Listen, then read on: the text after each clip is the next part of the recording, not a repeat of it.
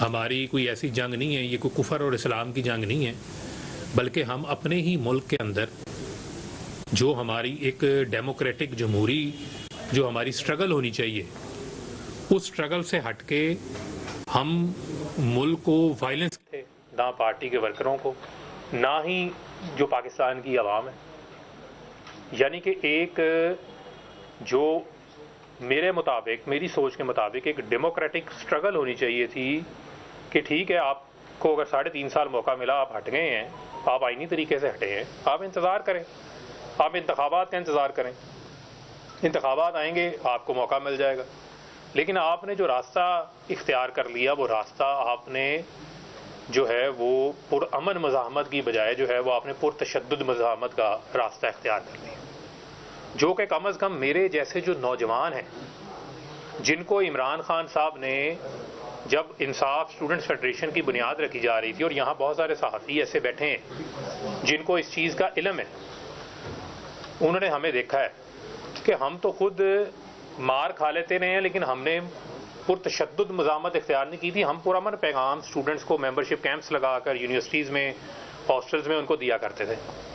یعنی کہ مجھے یہ خود پتا ہے کہ ہم نے 24 گھنٹے، 48 گھنٹے ہم لوگ اتنا دیوانہ آور کام کرتے تھے کہ ہم نے کھانا نہیں کھاتے تھے، ہم 40 دن، 50 روز میں فیصل آباد اپنے گھر نہیں جاتا تھا، اپنی فیملی سے میری ملاقات نہیں ہوتی تھی، اتنا جنون کے تحت ہم کام کر رہے ہوتے تھے۔ ہم تو 2008 میں اس وقت کام کر رہے تھے جب لوگ ہم سے پوچھتے تھے کہ پی ٹی آئی ہے کیا، آپ سے ممبرشپ لیں گے تو اس ممبرشپ کا ہمیں کیا فائدہ ہوگا۔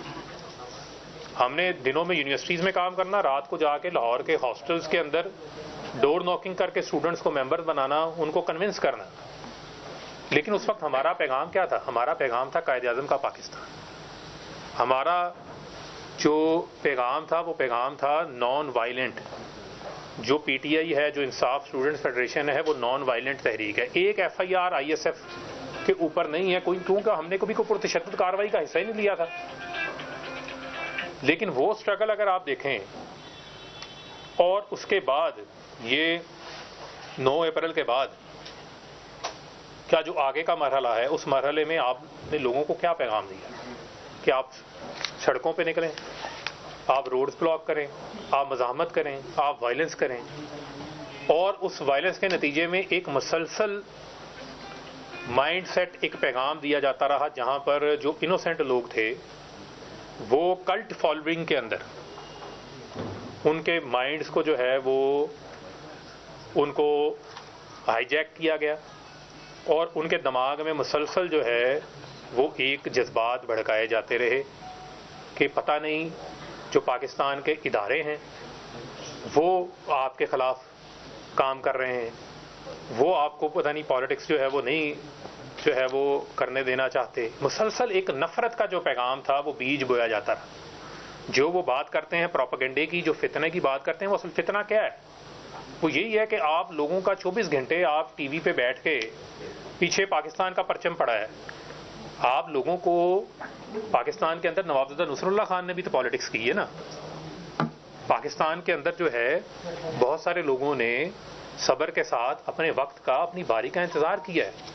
آپ سے لوگ کیا ایکسپیکٹ کرتے ہیں؟ آپ کو سے لوگ یہ ایکسپیکٹ کرتے تھے کہ آپ انہیں لیڈ کریں، آپ انہیں پرامن جدوجہد کی طرف لے کے جائیں، اور پرامن جدوجہد کا نتیجہ تھا کہ آپ ان کو اپنی سپورٹ کو بیلٹ پہ لے کے جاتے۔ آپ بیلٹ کی بجائے آپ کہہ رہے تھے کہ بلٹ کا راستہ اختیار کر لیں، بیلٹ کی بجائے آپ یہ کہہ رہے تھے کہ آپ اپنے ہی اداروں کے اوپر چڑھ دوڑیں، اور یہ ایک مسلسل مائنڈ سیٹ تھا۔ یعنی میں ایک مثال آپ کو دے دیتا ہوں، آپ لوگوں نے کور کیا ہے 14 مارچ کا انسیڈنٹ تھا زمان پارک کا، 24 گھنٹے مزاحمت ہوتی رہی، اس میں بجائے کہ پولیٹیکل لیڈرز گھروں سے گرفتار ہوتے ہیں، ماضی میں بھی ہوئے ہیں، لوگوں نے سالہ جیل کاٹی ہے۔ اگر آپ نیلسن منڈیلا کی مثال دیتے ہیں، 28 سال اس نے جیل کاٹی ہے، تو نیلسن منڈیلا نے کیا جو ہے وہ لٹھا بردار فورسز بنا لی تھی؟ کیا آپ اپنی یوتھ کو یہ بتا رہے تھے کہ پٹرول پمپ بنا کے پٹرول پمپ جلاؤ؟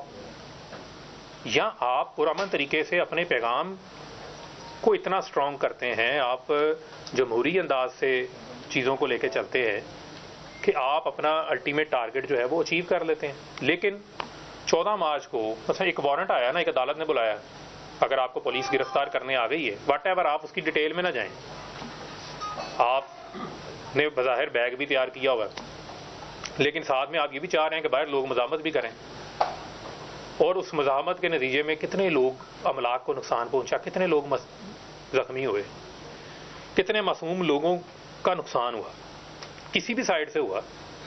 لیکن لیڈرشپ کی کیا ذمہ داری تھی؟ لیڈرشپ کی ذمہ داری تھی تدبر دکھانا. لیڈرشپ کی ذمہ داری تھی، عمران خان صاحب کی ذمہ داری تھی کہ وہ تدبر دکھاتے. عمران خان صاحب کی یہ ذمہ داری تھی، وہ ذمہ داری کا مظاہرہ کرتے، لیکن ذمہ داری کا مظاہرہ نہیں کیا. ان کو یہ تھا کہ لوگ میرے لیے باہر لڑیں. آپ کو تو یہ بھی نہیں پتا ہوگا کہ باہر کس کا سر پھٹ گیا، کس کی ٹانگ ٹوٹ گئی، کس کے ساتھ کیا ہوا، لیکن آپ کے لیے لوگ لڑیں، آپ نے گرفتار نہیں ہونا. اب اگر آپ کہنے کا مقصد یہ ہے کہ پھر مسلسل پیغام دیتے رہے مجھے آج پکڑنے آ رہے ہیں، مجھے کل پکڑنے آ رہے ہیں، مجھے آج پکڑنے آ رہے ہیں، کل پکڑنے آ رہے ہیں، کیسز کی جو بھی صورتحال ہے، کورٹ آف لا تو موجود ہے نا پاکستان کے اندر. پاکستان کے اندر عدالتیں بھی موجود ہیں. انہی عدالتوں میں جو باقی اس وقت کی اپوزیشن تھی جب ہماری حکومت تھی، انہوں نے بھی انہی کورٹوں میں اپنے کیسز کا سامنا کیا ہے نا. ان کی ڈیٹیلز میں ہم نہیں جاتے، جیسا کیا ویسا کیا کیسے کیا، لیکن سامنا تو کیا نا. تو آپ کے پاس یہ راستہ تھا کہ آپ جب پاکستان ہے اس پاکستان میں آپ ڈنڈا اٹھا لیں. میں تو ڈنڈا اٹھانے کا مجھے تو آپ نے پیغام ہی نہیں دیا تھا، مجھے تو آپ نے یہ تربیت نہیں دی تھی. مجھے تو جس دن آپ نے کہا تھا ISF بنانی ہے تو آپ نے کہا تھا کہ اس وقت، اب میں نام نہیں لیتا تنظیم کا کیونکہ ان کو برا لگ جائے گا، کیونکہ بہت سارے لوگوں کو بھی بہت برا لگنا ہے، کیونکہ میں باتیں جو کر رہا ہوں وہ میں دل سے کر رہا ہوں اور یہ میرے جذبات ہیں، جو میری سوچ ہے اس کا میں اظہار کر رہا ہوں. تو آپ کہتے تھے کہ جی وہ فلانی تنظیم کے ساتھ جنہوں نے 14 نومبر والے دن مجھے پکڑا تھا پنجاب یونیورسٹی میں، آپ نے وہ کام نہیں کرنا جو وہ کرتے ہیں اداروں کے اندر. تو آپ بھی پھر وہی کام کروانا چاہ رہے تھے اپنی یوتھ سے بھی، اپنی ISF سے بھی، اپنے باقی لوگوں سے بھی. اور 14 مئی یہ جو 9 مئی کا جو واقعہ ہے، اس پہ آپ نے مسلسل لوگوں کی ذہن سازی کی، مسلسل لوگوں کی ذہن سازی کی، مسلسل لوگوں کو جو ہے وہ تیار کیا کہ لوگ اس حد تک پہنچ گئے کہ آپ کو گرفتار کیا، اور گرفتار کرتے ساتھ لوگ جو ہیں وہ لبرٹی جمع ہو جاتے ہیں. اب لوگ جب لبرٹی جمع ہو گئے ہیں، اس سے پہلے کتنے مظاہرے آپ کے کور کمانڈر ہاؤس کے باہر ہوتے رہے؟ میرا یہ سوال ہے کہ اس سے پہلے آپ کے کتنے مظاہرے کور کمانڈر ہاؤس کے باہر ہوئے، اس سے پہلے آپ کے کتنے مظاہرے کینٹ کے اندر ہوئے، کتنے مظاہرے آپ کے فوجی املاک کے سامنے ہوئے. لیکن اس دن چند لوگوں کو کیا خاص ہدایات تھیں جن کا ہمیں نہیں پتا تھا. یعنی میرے لیے ان ایکسپیکٹڈ تھا. میں لاہور میں تھا، میری اس وقت طبیعت خراب تھی. جب گرفتاری ہوئی مجھے میری وائف نے مجھے بتایا کہ خان صاحب گرفتار ہو گئے. میں اس وقت سویا ہوا تھا دوائی کھا کے. میں اس دن ان کے ساتھ اسلام آباد بھی نہیں گیا، عموماً میں ساتھ جاتا تھا پیشیوں میں ان کے ساتھ. اس نے مجھے اطلاع دی، اور جب میں نے یہ دیکھا یہ حالات اس سطح کے اوپر کشیدہ ہو گئے، میں کسی بھی جگہ پہ نہیں گیا. میں ایون فیصل آباد بھی نہیں گیا. میرے حلقے میں اس وقت D ٹائپ پل کے اوپر احتجاج ہو رہا تھا، ٹھیک ہے، میرے حلقے کے لوگ وہاں پر جمع تھے، باقی جگہوں پہ ہو رہا تھا، لیکن میں کسی جگہ کے اوپر احتجاج میں نہیں گیا. اور جو